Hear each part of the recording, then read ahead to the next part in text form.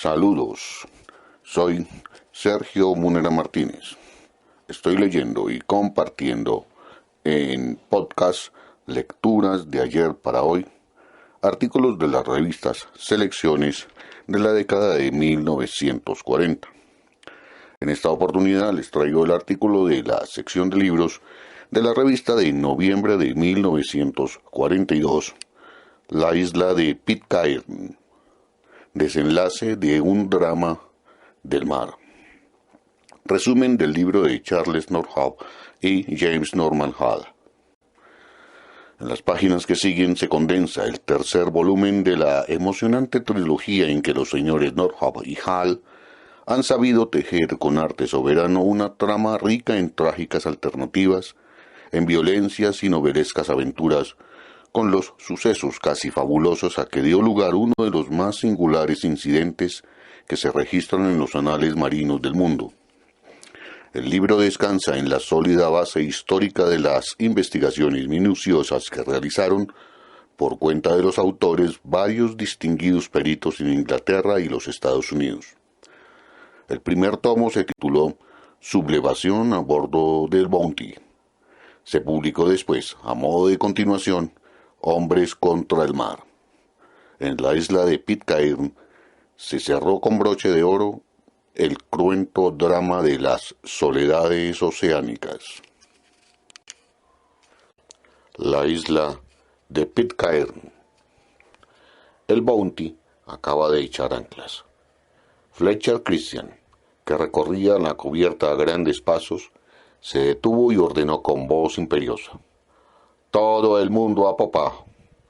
La isla recortaba nítidamente su perfil en el azul metálico del mar. De uno al otro de sus confines corría, como áspero pliegue, una cadena de cerros rematada en ambos extremos por sendos picachos. Los abruptos acantilados que daban vértigo tenían allá en lo alto una corona verde oscura de bosques cortados a trechos por grandes manchas de vegetación menor. Dos riachuelos se precipitaban en el mar. ¿No era aquella la visión de un delicioso paraíso? «Escuchad todos», arengó Christian a la singular cuadrilla en que se mezclaban hombres y mujeres, blancos y cobrizos. «Somos prófugos de la justicia, culpables de insubordinación. Si nos encuentran y nos atrapan, nadie ni nada nos librará de la muerte. Hemos topado con esta isla donde no es probable que recale jamás ser viviente. Me parece un lugar ideal para nosotros. Pero si nos quedamos, oídlo bien, ha de ser para siempre. Se acabaron los viajes. No hay fondeadero seguro para el barco. Tendremos que desguazarlo y quemarlo. ¿Estáis conformes?» Se alzaron 5 manos al punto. Luego, vacilando un poco, McCoy y Martin dieron también su voto favorable. «¿Y tú, Mills?», preguntó Christian con voz tajante. El aludido, un viejo lobo de mar, levantó la mano. «Comprendo que es lo mejor que podemos hacer, pero, de todos modos, es bastante duro tener que vivir el resto de nuestros días lejos de todo, aquí en este peñasco solitario». «Peor es que lo ahorquen a uno», replicó Christian. «Y ahora, a otra cosa. De hoy en adelante, en todo lo que afecte a la colectividad, cada hombre dará su voto. Los acuerdos se tomarán por mayoría. ¿Convenido?» «Perfectamente. Que no se le olvide a nadie». Y volviéndose hacia la isla concluyó: «Rincón de paz. Haga Dios que sepamos conservarlo siempre así». 18 años después, en 1808, el navío norteamericano Topaz descubrió de nuevo la isla de Pitcairn. Su capitán, Mr. Webb, fue amablemente acogido por un hombre corpulento y canoso que vestía el antiguo uniforme de los marineros ingleses. Aquel hombre era Alejandro Smith, único varón sobreviviente del grupo de amotinados. No pudo ser más trágico el relato que le hizo Smith al recién llegado. De los 15 hombres y las 12 mujeres tahitianas que se habían quedado allí en 1790, no restaban más que las mujeres, sus hijos y Smith. Después de pasar 3 años de tranquila existencia en la colonia de rústicas chozas, estalló violenta y feroz la discordia entre los blancos y los indígenas tahitianos, provocada por el designio de aquellos de repartirse la tierra. El horrible desenlace fue una matanza repentina. El que Fletcher Christian llamó Rincón de Paz se convirtió por obra de la codicia en un coto infernal donde el hombre caza al hombre con cruel astucia y la muerte exigía sin reposo tributo de sangre y encarnizado odio. He aquí el relato de Smith. Fue un día negro y aciago aquel 22 de septiembre de 1793. No se me borrará nunca de la memoria. La carnicería empezó con el alba y a la noche siguiente ya habían sucumbido todos los indios y la mayoría de los blancos. Quedaban vivos Quintal, McCoy, Mr. Young y las indias. No extrañe a usted que yo sintiera profundo encono contra Quintal y McCoy. Habiendo sido ellos los dos autores de la catástrofe, habían salido ilesos de ella. McCoy había llegado a la conclusión de que los indios no estaban capacitados para poseer tierras. Pero después de todo, lo único que ellos pedían era que los tratasen como a seres humanos. ¿Y las indias? Si no podían ser mejores. Eran excelentes y humildes compañeras. No se parecían en nada a las irritables y avinagradas hembras que padecemos a menudo por allá. La culpa de todo la tuvimos nosotros, nadie más que nosotros mismos. Antes de salir de Tahití, ya habíamos arreglado las cosas de modo que cada hombre tuviese su mujer. Llevábamos además unas cuantas de repuesto, pero estaba de Dios que estallase la tragedia con mujeres o sin ellas. Mr. Christian hizo cuanto humanamente le fue posible porque todo marchara bien. Pero un mal día quiso nuestro funesto destino que se enfermase de muerte. Mamie, su mujer, no se separaba un minuto de su cabecera. Se pasaba las horas y los días mirándole fijamente el desencajado rostro. Le aseguro a usted que no ha habido hombre en el mundo que haya contemplado su próximo fin con la cabeza torturada por pensamientos más atroces que los que llenaban y ensombrecían la de Mr. Christian. Todo aquello en que había puesto su mano yacía en ruinas. Dios quiso hacer de aquella islita un nuevo Edén, y nosotros le habíamos convertido en un verdadero infierno. Al cabo de un larguísimo silencio, oí la suplicante voz del moribundo. Que los niños no sepan nada. Esas fueron sus últimas palabras. Pasó mucho tiempo antes que yo pudiera poner un poco de orden en mis ideas. Sentí mucho la muerte de nuestro jefe, pero debo confesar que fue Mr. Young quien más lo afligió. Como que no lo oí reír nunca más después de aquel día. Pasábase las horas sentado en silencio frente al mar, con la vista perdida en la lejanía. Vivía yo en desesperante soledad, pero me alegraba en mi fuero interno de que Quintal y McCoy me esquivasen constantemente. McCoy se había llevado un susto mayúsculo la noche en que los indios le dieron caza. Había visto las cabezas de 2 de los nuestros colgando en los cinturones de sus perseguidores y estaba tránsido de miedo. Quintal estaba medio chiflado también, a su manera. Siempre le había faltado un tornillo. Pero después de las muertes aquellas, cayó en la manía de hablar solo y de hacer una porción de cosas raras. Las mujeres huían de él impavorecidas. Cuando Quintal advirtió que McCoy se había ido de la casa que ambos ocupaban, empezó a buscarlo hasta que lo encontró en una cabañuela, en una hondonada. «Con que aquí es donde te escondes. ¿Y para qué diablos sirve todo esto?» McCoy comprendió que no tenía más remedio que cantar de plano. Poco antes de que los indios mataran a nuestros compañeros, McCoy se las había ingeniado para hacer un burdo alambique en el cual fabricaba licores.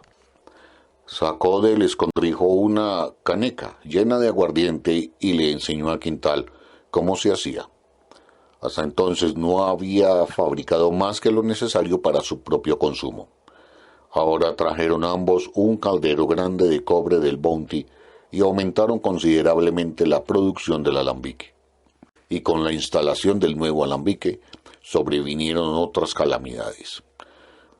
Al principio contentábanse ambos con pinches con hacer sus libaciones de ocultis, allá en la escondida madriguera, pero de allí a poco dieron en traerse a casa unas raciones de grog y obligar a 5 de las indias a acompañarlos en el bebetorio. Entonces fue cuando me enteré de la existencia del alambique. Debo decir, sin ánimo de ensalzarme, que al principio me esforcé en disuadir a las mujeres de que bebiesen. Todo fue en vano. Tan pronto como se dieron cuenta de que el grog les hacía olvidar sus penas, no hubo fuerza humana capaz de separarlas de McCoy. Maimiti y unas cuantas más se negaron a probar el menjurje, a pesar de que todas ellas ignoraban sus desastrosos efectos. Así las cosas, una noche vino a verme Mr. Young. No había que ser un lince para adivinar de dónde venía. McCoy te manda esto, dijo poniendo una botella sobre la mesa. Es cosa buena, te hará bien, mucho bien. Dios sabe que no nos viene mal alegrarnos un poco. Bueno, no quiero ser hipócrita. No creo que haya corrido jamás los mares hombre a quien le gustara el ron más que a mí. Para no cansarlo a usted, entre Mr. Young y yo, trago va, trago viene a la salud de esto y a la salud de lo otro. Apuramos la botella hasta la última gota. Ya podrá usted presumir lo sucedido. Me uní a la trinca de bebedores en casa de McCoy. Empezamos bebiendo media botella del día. Cuando aumentó el rendimiento del alambique, acabamos por empinar el codo sin taza ni medida. Las 5 indias no se quedaban atrás. 3 no tenían marido propio, y no quiero decir cómo las enardeció y desvergonzó el endiablado grog. Por lo que toca a nosotros, de sobra se figurará usted cómo nos pusimos. No nos acordábamos de nuestras esposas, como si no existieran. Maimiti nos suplicaba que nos fuésemos de allí por los niños. Nos remordía pasajeramente la conciencia y prometíamos enmendarnos. En efecto, a los pocos días volvimos a las andadas. Llegó a extremos tan abominables nuestra conducta que las mujeres decentes no quisieron saber ni del santo de nuestro nombre. Así vivimos meses y meses en bestial desenfreno, hasta que un día sucedió algo que vino a sacarnos de aquel estado de animalidad. Nos hallábamos 4 de nosotros en casa de McCoy, tan borrachos como de costumbre. La mujer de nuestro anfitrión y la de Quintal, llenas de pánico, habían ido a refugiarse a casa de Maimiti. A eso de medianoche volví a mi casa haciendo zigzags. Mi mujer me acostó. Habíase quedado ella conmigo mientras duró la orgía. Lo propio había hecho la mujer de Young, pero la paciencia de ambas estaba ya a punto de agotarse, como va usted a ver enseguida. Apenas había yo cerrado los ojos, cuando mi mujer me sacudió dando fuertes gritos. «¡Pronto, pronto! Quintal ha ido a casa de Maimiti. Va a hacer alguna barrabasada». Desperté a McCoy y a Mr. Young, y a mitad de camino escuchamos ya los golpes con que aporreaba Quintal la puerta de Maimiti. Estaba ya casi fuera de su marco cuando llegamos allá. Oímos el llanto de los niños y la voz de Maimiti que gritaba: «Aquí tengo una carabina. Te haré fuego si pones un pie adentro. Apartaos vosotros los demás». McCoy era el único que podía enfrentar a Quintal. Se arrojó sobre él y lo asió por un brazo. Matt, ¿estás loco?» Quintal se zafó de él con fuerza tal que lo tiró al suelo. «Vengo por mi mujer», tartajeó con su bronca voz aguardientosa. Me abracé a él y McCoy se le prendió a las piernas. Mr. Young le sujetó las manos. Entre los 3 conseguimos amarrarlo y llevarlo a casa de McCoy. No pudimos desatarlo porque rabiaba y espumajereaba como una bestia furiosa. Aquello colmó la medida de la paciencia de nuestras mujeres. Cuando desperté a la siguiente mañana, no vi a la mía por ninguna parte. El día estaba anubarrado, entre aguacero y aguacero reinaba un bochorno abrasador. Dirigí mis pasos como siempre hacia el promontorio, a contemplar desde allí el mar. De pronto atisbé allá, hacia el este, como a una milla de la costa, algo que flotaba. Me froté los ojos, volví a mirar. Esta vez pude distinguir perfectamente un bote volcado y gente en el agua, a sus costados y encaramada en la quilla. Figúrese usted la impresión que recibí. Yo, que llevaba tantos años sin ver una embarcación en aquella solitaria inmensidad. Volé a casa de McCoy a buscar el catalejo. Tuve que atizar un par de sacudones enérgicos a McCoy y otro no menos vigoroso a Mr. Young, para sacarlos del profundo limbo en que dormían la mona. Corrimos los tres hacia el lugar que nos servía de atalaya. Ya sabe usted cómo, por obra del catalejo, se nos ponen cerquita aquí delante de los ojos, como quien dice, los objetos lejanos. ¿Qué cree usted que surgió de repente a nuestra vista azorada? Pues nada menos que nuestra chalupa, panza arriba, y en torno de ella nuestras mujeres, sujetando a los niños que estaban ahorcajadas en la quilla. El efecto que aquel espectáculo nos hizo, válgame el cielo. Echamos al agua las canoas, nos metimos en ellas y bogamos con tanto vigor que doblamos los canaletes. Si hubieran sido mujeres de las nuestras, de allá de nuestra tierra, se habrían ahogado allí lo menos media docena de chiquillos. Pero aquellas hembras sabían manejarse admirablemente en el agua. Las izamos a todas a bordo. Maimiti fue la última en subir. Nos volvimos a la orilla remolcando la chalupa. Hasta la tumba me perseguirá. Créale usted el recuerdo de la mirada de desesperación con que contemplaba a Maimiti, a la pequeña María en sus brazos. ¿Puede usted creer que aquellas mujeres habían resuelto irse con sus hijos a unas islas que habíamos visto cuando veníamos de Tahití? Eso le prueba a usted a qué grado de desesperación había llegado. Las habíamos empujado a un extremo tal de terror y desventura que preferían correr el riesgo de perecer ahogadas o atormentadas por la sed a seguir viviendo con nosotros. Aquella noche nos reunimos los hombres, pero no a empinar el codo. Quintal estaba de un talante tan serio como los demás. Se acabó el alambique, se acabaron las malditas borracheras. ¿Jurado, señores? Jurado. Y nos fuimos a la cama en nuestros cabales por primera vez en mucho tiempo. Ahora, señor, voy a dar un salto de 3 años. Cumplimos nuestra palabra 2 o 3 meses.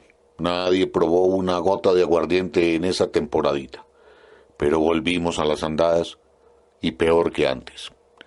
De ludibrio en ludibrio fuimos a parar a tan vergonzosa aberración que Maimiti se fue con sus hijos a vivir al valle. Las mujeres les construyeron una casa sin ayuda nuestra y albergaron en ella a los niños, lejos de nosotros. Mi mujer y la de Yun no quisieron separarse de nosotros, aunque maldito el caso que les hacíamos. Se quedaron otras 4 mujeres. Se me cae la cara de vergüenza cuando me acuerdo de la innoble promiscuidad en que allí vivimos. Así andaban las cosas allá por la postrimería del año de 1797. Conservo clarísima memoria de una francachela monumental que tuvimos aquel otoño. Nuestra disipación no había llegado nunca a semejantes excesos de locura. Duró aquello todo un día y el siguiente. Al tercero ya me sentí ahito y asqueado. Entonces me saltó la sospecha de que había ocurrido algo extraño. Las mujeres no habían aparecido por allí y en la casa no había nada que comer. Me encaminé al valle por el sendero del bosque. Hacía 3 meses que ninguno de nosotros ponía el pie allí. En la linde me detuve. Toda la tierra que se ofrecía a mi vista allá abajo estaba labrada y parcelada en huertas. Las mujeres estaban entregadas a labores de cultivo. Pero lo que me llamó sobremanera la atención fue una especie de empalizada de troncos de árboles que se hundían a bastante profundidad y que por su parte superior levantaban más de 4 metros sobre el suelo. Estaba acabada de construir. Le aseguro a usted que parecía hecha por hombres muy robustos. Tan sólida era. Al cabo de un rato proseguí mi camino con paso lento. Las mujeres me avisoraron. 4 de ellas, con Maimití a la cabeza, salieron a mi encuentro. Todas empuñaban carabinas. Cuando estaba yo a cosa de una docena de metros de ellas, me dijo Maimití: «No des un paso más. ¿Qué vienes a buscar aquí?». Me sentí avergonzado en su presencia, pero usted sabe muy bien que un hombre que ha perdido la dignidad trata de echarlo todo a barato. «¿Dónde está Baladí?». «Es mi mujer, y vengo a llevarme a casa». Maimití, mirándome fijamente a los ojos, contestó con perfecta calma: «No quiere saber más de ti. Y oye bien lo que te digo para que se lo repitas a los otros. No tenéis que venir a buscar nada aquí. Desde este momento a todo aquel de vosotros que ponga un pie en este valle le huele a chamusquina la cabeza. Tenemos todas las carabinas en nuestro poder, y balas, y pólvora, y plomo para hacer más. Con que ala, ya te estás yendo de aquí». Quintal y Macoy estaban todavía como un par de uvas y tuve que aguardar hasta el mediodía para poder transmitirles la embajada de las señoras. Jun y Macoy eran partidarios de dejar la cosa así, pero Quintal la tomó por la tremenda. Era un hombrachón fuerte como un toro y algo bruto. «Esas no se juegan conmigo. Voy a bajarle los humos a 2 o 3 de ellas». Y diciendo y haciendo se levantó y echó a andar. Macoy y yo lo seguimos. Quintal no había tenido trato con el agua hacía ya varios días. La barba crespa y greñuda le bajaba hasta la mitad del pecho. No llevaba más ropa que un pañuelo sucio, una especie de taparrabo que le cubría lo que debe cubrirse entre seres civilizados. Empuñaba un nudoso garrote. Parecía en verdad un troglodita vuelto a nuestra era. Apenas apareció en la linde del bosque, se oyó el son de un caracol marino. La centinela daba el alerta. Media docena de mujeres que estaban fuera de la empalizada se desplegaron como en guerrilla y quedaron en espera de órdenes. Maimití hincó la rodilla en tierra detrás de un gran pedrusco y apoyó en este el cañón de la carabina. Quintal se detuvo a unos 60 metros de la emboscada tiradora. Luego echó a andar de nuevo con lentitud. No habría avanzado 3 pasos cuando Maimití hizo fuego, y Quintal, dando un gran alarido, rodó por la maleza. Lo encontramos sujetándose un hombro. La perdigonada le había destrozado los músculos. De una oreja casi desprendida le corría la sangre en abundancia. Tuvo que guardar cama muy cerca de 2 meses. Ni qué decir tiene que los pasó con un humor de perros. Nos dábamos cuenta de que cada día andaba peor de la cabeza. Sobrevino una época de calma. Ninguna de las mujeres volvió al redil. Veíamos poco a Misterión. No vino más a beber con nosotros. No tornó a probar una sola gota de licor. Empezó su salud a inspirarme cierta preocupación. Empeoraba a ojos vistas del asma su viejo achaque. Era evidente que necesitaba que se le cuidase, pero me cortó la palabra cuando le hice saber mi intención de avisar a las mujeres que estaba enfermo. Curado Quintal de sus heridas, convinieron él y Macoy en que habían diferido ya demasiado el castigo que merecían las mujeres por su defección. Yo no me enteré de lo que ocurrió, sino después. En medio del estado de embrutecimiento en que habían caído, tuvieron memoria bastante para recordar que las mujeres hacían fuego y que poseían excelente puntería. Se apostaron, pues, detrás de unos árboles a vigilar el claro que se extendía delante entre la empalizada y el bosque. Al cabo de un par de horas o más, vieron salir a 2 de las mujeres, cada una con una cesta al brazo y sin armas. Quintal y Macoy, que acechaban cerca del sendero, se arrojaron sobre ellas y las sujetaron. Una se asustó tanto que no ofreció resistencia, pero la otra forcejeó bravamente y se defendió con uñas y dientes. Por fin lograron amarrarlas y conducirlas a casa de McCoy. No quiera usted saber lo que allí pasó. Solo le diré que las hicieron víctimas de cuantos ultrajes e indignidades pueden imaginarse. Por la noche, habiéndose dormido Quintal y McCoy, las dos cautivas huyeron. Habían transcurrido 3 días en completa tranquilidad, cuando una tarde, después de mi siesta habitual, al abrir la persiana me pasó una bala de carabina silbando a 2 dedos de la cabeza. ¡Pum! Otra que hizo saltar la persiana en astillas. La segunda detonación despertó a Quintal y McCoy. Atisbando por el agujero de un nudo de la madera, pude ver las bocas de varias carabinas que asomaban por entre la maleza, apuntadas a nuestra puerta. Estábamos cogidos en una trampa. No había duda.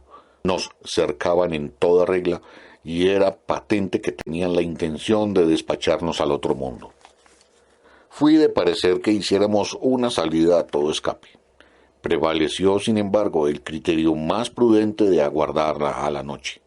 Pero las sitiadoras estaban resueltas a cazarnos como alimañas en campo abierto.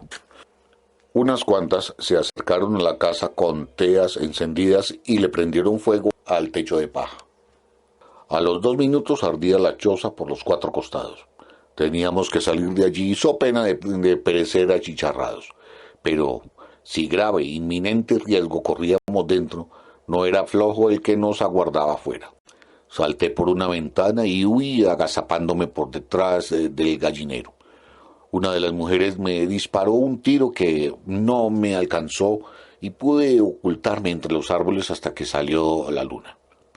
Me encaminé entonces a la choza de Mr. Dunn, pero no lo encontré allí. Después supe que las mujeres se lo habían llevado a su casa para cuidarlo en su enfermedad. En aquel punto oí la voz de McCoy. Tenía una pierna atravesada de un tiro y había perdido mucha sangre. No había visto a Quintal. Nos mantuvimos como 10 días a respetable distancia de nuestra antigua morada. En todo ese tiempo no vimos a nadie hacer acto de presencia por allí. A Quintal se lo había tragado la tierra. Lo buscamos por todas partes sin hallar ni rastro de él. Al fin lo dimos por muerto. Un día, al cabo de 3 semanas, escalamos el Picacho para otear por última vez desde allí todo el contorno. ¿Cuál no sería nuestra sorpresa al encontrar en el mismo paraje en que los acantilados bajan a pico hasta el mar un mango de hacha que habíamos visto en nuestra casa el día del asedio e incendio? McCoy se acercó a gatas al borde del Tajo, se puso de bruces y solo vio allá, al pie, la revuelta espuma de los rompientes. Como sabíamos la clase de hombre que era Quintal, inmediatamente presumimos que, al verse malherido, se habría arrojado al mar para acelerar su fin. Era un bárbaro aquel Quintal. Cuando estaba borracho, parecían agitarse en él las turbias heces de la brutalidad y del mal. Y, sin embargo, aquella grande y pujante bestia tenía no sé qué lado simpático. No había uno solo entre los que el destino clavó en aquellas peñas de Picair que no quisiera bien a Matt Quintal. McCoy sintió el golpe en pleno corazón. Quintal y él habían sido camaradas entrañables. Aquella noche empezó a llover. Estuvo lloviendo 3 días sin parar. Como no teníamos nada que hacer, nos dimos otra vez a la bebida.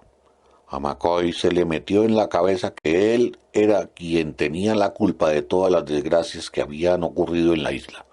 No hablaba más que de eso. Es la verdad, la pura verdad, insistió machaconamente. Yo fui el primero en pedir el reparto de las tierras, y esa fue la causa de los asesinatos. Todos ellos, todos los indios y los blancos, todos han muerto por culpa mía. Así se pasó la noche acusándose, fiscal, implacable y obsesionado de sí mismo. Yo estaba a punto de enloquecer. Pasé los días siguientes separado de McCoy. Me asaltó entonces cierto temor por su suerte y fui a verlo. Lo encontré acurrucado en un rincón. Había puesto la mesa de canto y se había parapetado detrás de ella. Me bastó dirigirle una sola mirada para comprenderlo todo. Estaba tránsido de horror. Temblaba todo él, hecho un trágico ovillo, con las rodillas pegadas a la barba, sacudido por convulsiones de miedo, dilatados y empavorecidos los ojos en que la locura encendía extraños reflejos, clavándome aquella mirada de angustia mortal, de remordimiento y de espanto infinito, me decía con voz que nunca olvidaré: No, no lo dejes, no dejes que me toque. La oscuridad de la noche recrudeció su espeluznante delirio, hizo más horribles sus alucinaciones. Cuando columbraba uno de aquellos monstruos que su extravío forjaba, sus alaridos me helaban la sangre en las venas. Allá, hacia el alba, desplomóse vencido su cuerpo. Vi que se quedaba como adormilado. Yo no podía más tampoco. Puse la cabeza sobre los brazos y no supe más, hasta que me despertó otro grito. Antes que pudiera darme cuenta de lo que pasaba alrededor mío, McCoy había cruzado el umbral y corría hacia el borde del acantilado. Me puse en pie, corrí tras él. Ven acá, McCoy. Ni siquiera volvió una vez la cabeza, y de pronto lo vi saltar, desaparecer de mi vista. Fue una caída espantosa, allá al fondo del abismo, sobre el lecho de arrecifes, erizado de agujas de piedra. Tuve el valor de asomarme y aún pude ver cómo una ola abramadora y crestada de blanco se llevaba piadosa su cuerpo destrozado. Media hora estuve sin poder despegarme de allí. Después fui derecho al lugar en que teníamos escondido el aguardiente, y rompí el alambique y saqué las botellas y las fui haciendo añicos una por una en las peñas, y arrojé el caldero de cobre al mar. Y cuando lo vi caer y hundirse con estrépito en el agua, exclamé: Gracias a Dios se acabó todo. Si usted, señor, ha sentido alguna vez afición a la bebida y la ha dejado así de pronto, se imaginará fácilmente el tormento que yo sufrí en las 2 semanas siguientes. No podía dormir, no podía comer, me era muy difícil pensar en nada que no fuese el deseo que me roía, y llegué a temer que acabase conmigo también un acceso de locura. Afortunadamente no me falló la voluntad, y poco a poco fui sosegándome. Me sentía un tanto raro, ahora que iba recobrando la noción de mi decoro. Me corté la astrosa barba que me había dejado crecer y volví a mis hábitos de aseo. Introduje en mi casa las costumbres de limpieza y orden propias de un barco. Enderecé y reparé las otras cosas yo solo. En realidad yo mismo no sabía por qué lo hacía. ¿Acaso me guiaba el presentimiento de que las mujeres volverían en fecha no lejana? Como al cabo de un mes, estaba yo cierto día deshiervando un poco de mi huerta, cuando oí un rumor en la espesura. Levanté la cabeza y vi a 2 pasos a mi mujer. No pronunciamos palabra. Me echó ella los brazos al cuello, apoyó la cabeza en mi hombro y empezó a llorar a la manera tranquila y callada de las indias. Sentíame profundamente conmovido, mas no por eso dejaba de mirar con recelo un torno mío. Al cabo de unos instantes le dije: ¿Dónde dejaste la carabina, Baladí? ¿No me tienes miedo? Por toda respuesta me apretó más contra su pecho. Cogí su mano entre las mías y nos quedamos así como 10 minutos. No voy a repetir todo lo que nos dijimos. Volvimos a ser lo que éramos antes de aquella serie de calamidades. Le conté lo de McCoy y lloró su poquito, y volvió a derramar más lágrimas, esta vez de alegría, cuando le dije que había destruido el alambique y botado todo el aguardiente al mar. Le manifesté sin resentimiento porque Mr. Young no hubiese venido a verme, pero me dijo que estaba enfermo. Se fue sola. Al cabo de 3 horas volvió con todas las mujeres y los niños, y con todo lo que pudieron cargar. A algunos de los arrapiezos no había visto yo nunca, a otros iba ya para 3 años que no les echaba el ojo encima. El hijo de Christian era un guapo chico de 8 años, su hermano tenía 6 y Marujita 5. Había nacido el mismo día que empezó la matanza. Eran por todo 18 niños, entre ellos 2 míos, que eran todo lo lindos y sanos que un padre puede apetecer. No tengo palabras con que expresar el dolor que me producía pensar que sus padres estuvieran muertos y no pudieran verlos y disfrutar de su compañía. Las mujeres me saludaron amablemente. No se hizo la más ligera alusión al pasado. En todo esto adiviné la mano de Maimití. Nunca hubo corazón más noble sobre la tierra. Reunía el valor de un hombre a la ternura del de una paloma. Las otras habían cambiado visiblemente. Todo lo que habían sufrido les había dado una templanza y una madurez superiores a los años.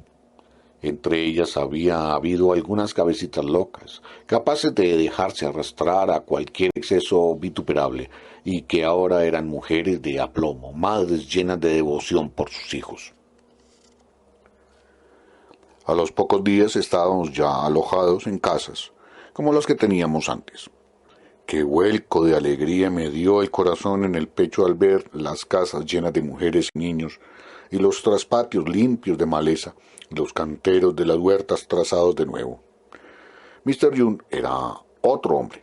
No reía ni bromeaba como en los buenos días idos, pero tampoco tenía aquel aire de desesperanza y abatimiento que le ensombrecía el rostro. Se dedicaba a cuidar a los niños y parecía experimentar gran consuelo mirando los juegos y retozos en plena naturaleza. Hallábame una mañana con 5 de los muchachos en la banda de la isla que mira al poniente. Estábamos entregados a una diversión favorita de los chiquillos, a la búsqueda de huevos entre los matorrales. El pequeño Matt Quintal se había alejado un poco. Al cabo de unos minutos volvió corriendo desalado, apartando la maleza a manotazos. Estaba tan asustado que no atinaba a articular palabra. Lo alcé en mis brazos a él y, temblando todo, se agarró a mí con tanta fuerza como si no tuviera intención de desprenderse nunca más. Por fin conseguí hacerle decir lo que había visto. Un hombre enorme, gigantesco, sentado en un peñasco. Vaya, vaya, chiquillo, yo te explicaré lo que es. Por esa parte hay unos pedruscos que parecen hombres feísimos. No temas, no hay nada malo en ellos. No, no, yo vi que se movía. Y no había quien lo convenciera de lo contrario. No tuve más remedio que decirle que se aguardara allí mientras yo iba a ahuyentar de la isla aquel espíritu maligno. Mi intención era separarme unos cuantos pasos y dar la vuelta para decirle que el fantasma se había ido ya. Pero apenas había caminado un corto trecho, vi algo que me estremeció de pies a cabeza. En el suelo había huellas de plantas humanas. Eran vez y media mayores que mis propios pies. No podía dar crédito a mis ojos. Avancé como unos 50 metros sin hacer el más ligero ruido. Aparté el ramaje y miré. En efecto, allí estaba Quintal, de espaldas a mí, tal y como lo había visto su propio hijo, casi desnudo, en cuclillas al lado de un camastro que se había hecho con hierbas secas. Estaba cascando huevos y saboreándolos con avidez. A un lado se veía un jabalí abierto en canal. Por doquiera había huesos de animales. Todo aquello despedía un hedor capaz de poner en fuga a una hiena. Si yo hubiera obrado con prudencia, habría dado la vuelta calladito a avisar a los demás. Pero no sé qué fuerza irresistible me impulsó a llamar a Quintal por su nombre. Volvió él la cabeza despacio y me vio. El aspecto de su cara me puso la carne de gallina. Ojos como los suyos no se ven más que en un manicomio. La barba le llegaba hasta la cintura. Traté de hacerme de miel. ¿Dónde has estado escondido, Perillán?, le pregunté con voz afectuosa. Válgame Dios, pues no llegamos a creer que te habías muerto. No pude acabar la frase. Empuñó un garrote, se levantó echando lumbre por los ojos y se lanzó hacia mí, dando un alarido cual no creo que haya resonado otro igual bajo aquel cielo tranquilo. Me puse en salvo a todo correr de mis piernas. Di un traspiés y caí cuán largo era. Me vi perdido. Ya me parecía sentir el descomunal garrote hendido al aire sobre mi cabeza. Pero Quintal se había parado y dirigía la vista en torno suyo, como hombre que duda si lo que ha visto es alucinación o realidad. No me moví hasta que no se hubo marchado de allí. He aquí que cuando creíamos haber llegado al fin de nuestro calvario, venía aquel demonio a turbar nuestra paz. Había que enterar a las mujeres. La noticia las dejó paralizadas de terror. Algunas propusieron que le diéramos muerte, pero la mayoría de ellas se resistieron a la idea de matar a sangre fría a un pobre loco. Desde entonces subí yo todos los días al cerro con mi carabina y el catalejo, y casi siempre veía a Quintal. Un día no lo vi. Cuando regresé a mi casa encontré a todo el mundo presa de gran consternación. Quintal se había apoderado de Sara, su mujer. La infeliz, al verse acometida por el enfurecido bárbaro, perdió por completo la cabeza y en vez de huir hacia su casa, echó a correr en dirección contraria. Al ver que no podía escapar a su perseguidor y que sólo tenía ante sí el camino del acantilado y que Quintal estaba a punto de darle alcance, se precipitó al mar. Prefirió la muerte a caer de nuevo en las garras de la bestia. Había oscurecido ya, y por eso nadie había notado la desaparición de otra mujer, de Susana. La busqué inútilmente por los alrededores de nuestras casas. Hubo que aplazar las pesquisas hasta la mañana siguiente. Al romper el día, nos pusimos en camino Mr. Young y yo. Mi acompañante no se hallaba en disposición de acometer la arriesgada empresa. Llevábamos una carabina cada uno. Yo había escogido, además, un hacha. Sabíamos que íbamos a tener que matar a Quintal, y ya podrá usted figurarse el efecto que eso nos producía. Nos encaminamos cuesta abajo al valle del poniente, porque pensamos que Quintal habría vuelto a su antigua vivienda. Cuando nos acercamos lo bastante me eché en tierra, y a gatas logré situarme en un lugar favorable a la observación. Susana yacía completamente desnuda, atada de pies y manos con largas tiras de corteza. Después de cerciorarme de que Quintal no andaba por allí, solté las ligaduras de la pobre cautiva. Daba grima verla. Estaba toda llena de golpes y rasguños, y menos mal que no la despedazó. ¿A dónde se ha ido?, le pregunté con voz apenas perceptible. Apuntó hacia el lado opuesto de la isla. Allá me encaminé y di con él. Estaba durmiendo, todo espatarrado detrás de unos arbustos. Me eché el arma a la cara, pero no tuve el valor de apretar el gatillo. No podía borrar de mi memoria a aquel viejo camarada del Bounty, a Matt Quintal. Entonces me acordé de las mujeres y los niños, y de la muerte de Sara, y comprendí que no había otra solución. Cogí unas piedrecitas y se las tiré a Quintal para despertarlo. Levantóse de un salto blandiendo su porra. Cuando se abalanzó a mí, apreté el gatillo, pero el tiro no salió. Solo tuve tiempo de hacerme a un lado y empuñar el hacha. Esquivé el golpe de su formidable garrote y entonces le descargué un hachazo en el cráneo con todas mis fuerzas. Murió instantáneamente, sin proferir un solo ay. Tuvo una buena muerte. Dios lo haya perdonado. Y ahora he llegado, por fin, al término de los malos tiempos. Desde aquel día hemos vivido en paz y, Dios mediante, seguiremos disfrutando de ella. Pero la paz que reinaba entre nosotros había huido de mi corazón. El rostro de Quintal me perseguía día y noche. Se me aparecía lívido y espantoso a todas horas. Me sentía empujado a la desesperación. Mr. Young adivinó mi tortura y fue gracias a él y gracias a los niños también como pude sobrevivir a aquella crisis terrible que amenazaba quitarme la razón. Aquellos niños fueron una bendición del cielo para nosotros. No hay palabras con que proclamarlo bastante. Renovaron y embellecieron nuestra vida. Había 21, desde uno de 9 años hasta uno recién nacido. Ellos lograron cicatrizar las hondas heridas de nuestro corazón y hacer de esta isla un trasunto de la gloria en la tierra. Y ahora le voy a referir a usted el bien más grande que he recibido en todos los años de mi vida. Una noche encontré a Mr. Young sentado a su mesa escribiendo en el cuaderno de bitácora del Bounty. No era la primera vez que lo veía enfrascado en aquella tarea. ¿Qué es lo que usted escribe ahí tan a menudo? ¿Lleva usted un diario? Sí. Apunto aquí los nacimientos y otros sucesos por el estilo. Pero eso no es todo. Y ya lo creo que no era todo, ni acaso lo principal. Como que había estado escribiendo todo lo que recordaba de los libros que había leído. Había sido un gran lector y conservaba en la memoria muchas cosas. Me leyó un pedazo de una narración titulada El progreso de los peregrinos, tal y como él la había apuntado allí, y quedé embelesado. Tenga usted presente que yo no era más que un marinero ignorante y que sabía del deleite que dan los libros tanto como lo puedan saber esos cochinillos que están osando allí. ¿No has aprendido nunca a leer ni a escribir?, me preguntó Mr. Young.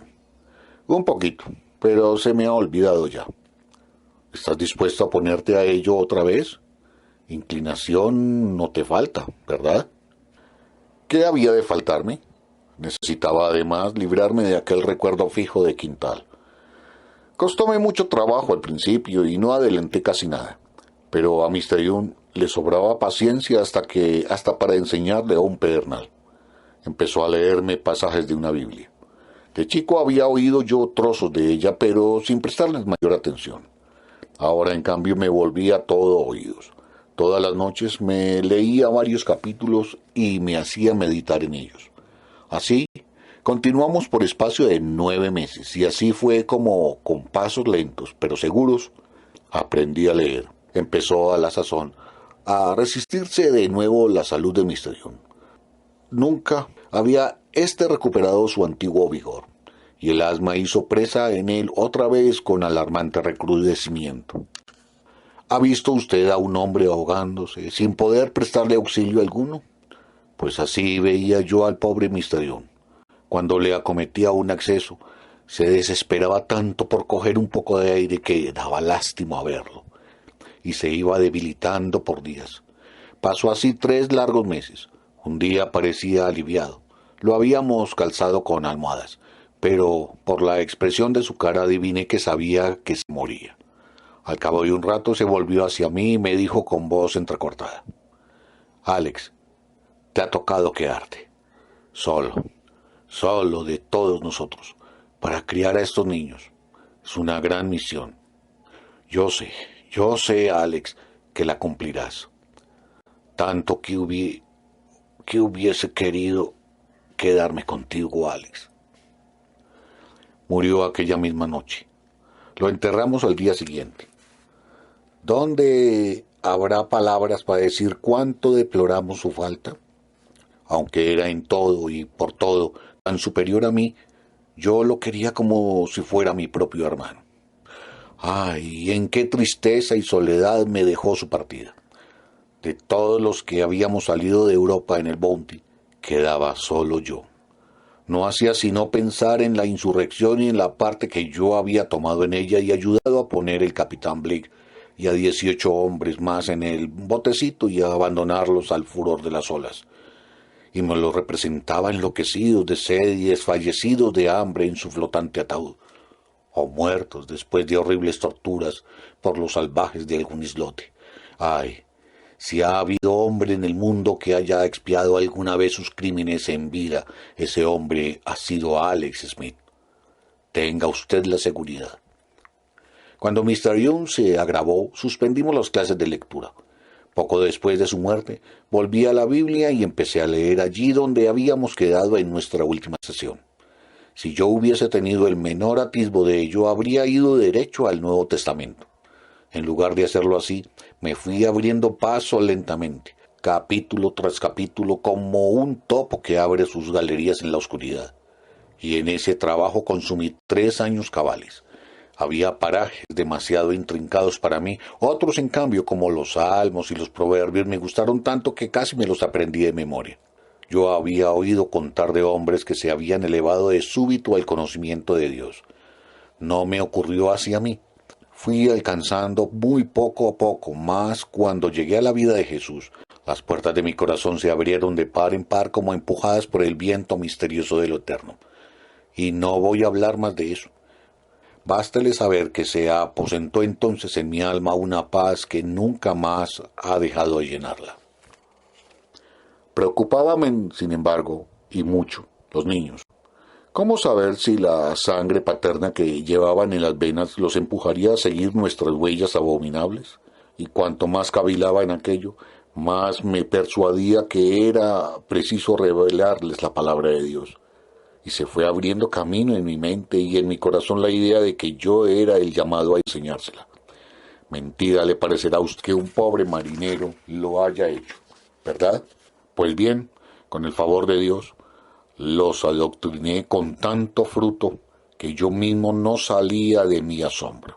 Empecé por referir a las madres el asunto de la Biblia, y no solo despertaron en ellas curiosidad e interés grandísimo las cosas que allí pasan, sino que al punto se dieron cuenta de que detrás de aquellos sucesos y personajes y palabras hay algo más grande y más importante. Y si placer me daba adoctrinar a las mujeres, calcule usted el que experimentaría enseñando a los niños. Absorbían las explicaciones con tal avidez que lo creían todo a pies juntillas y no preguntaban nada.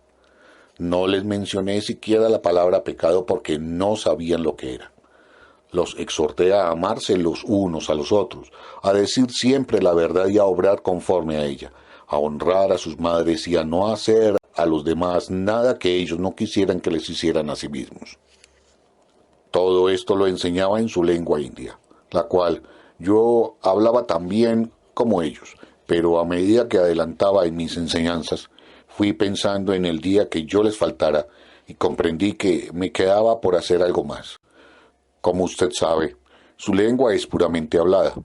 Por carecer de escritura, iban a verse privados, a mi muerte, de leer la Biblia. Una voz interior me ordenaba enseñarles las letras. Cuando me decidí a hacerlo, no paré hasta no montar una escuela en toda forma. Como que no sabían su poquito de inglés. Les fue fácil el aprendizaje de los signos. Eran listos y de rápida comprensión, pero así y todo, hubo ocasiones en que me sentí tentado a abandonar la empresa. Mas si hubiera usted quedado atónito de ver qué rápidos progresos hicieron tan luego como vencieron los obstáculos preliminares. Nunca olvidaré la satisfacción que les causaba poder leer un poco y escribirse carticas unos a otros. Teníamos una carpeta que había sido del capitán Blake, con plumas, tinta y papel. Aquellas hojas de papel las preciaba yo en más que si fuesen oro batido. Cuando se nos acabó la tinta, fabriqué otra, de ceniza de bayas de arrayán, que resultó excelente. Teníamos todas las plumas que queríamos. Para eso estaban los innumerables volátiles de la isla. Cuando nos quedamos sin papel, empleé trozos de roca a guisa de pizarras. Las madres tenían a la escuela por la suprema maravilla del planeta. Y si usted se detiene a pensarlo un poquito, en realidad son muy contadas las cosas que se puedan comparar con la magia de la escritura. Yo me consideraría poco menos que un dios si me fuera dable averiguar por qué vías milagrosas discurrió el primer hombre que dio con ese prodigio de los prodigios. Las madres y yo hemos vivido más que para los niños, y son unas madres muy buenas, pese a todo lo que tenían de paganas y a lo que todavía tienen algunas. Pero yo le aseguro a usted que en el paganismo hay cosas que los blancos podríamos aprender para nuestro provecho. Sí, buena y tranquila ha sido nuestra existencia en estos 9 años. Dudo mucho que por empeñadamente que la busque, pueda usted encontrar en parte alguna una familia de criaturas humanas donde reinen con tan dulce imperio la bondad y la armonía. Llevamos la paz en nuestras vidas, en nuestros corazones. La isla de Pitcairn es ahora nuestro hogar carísimo. Y con eso creo, mi señor y amigo, haberle contado lo principal de nuestra tragedia. Bien, acabo de leer y compartir en Lecturas de ayer para hoy uno de los artículos de la revista Selecciones de noviembre de 1942, en esta oportunidad de la sección de libros La isla de Pitcairn.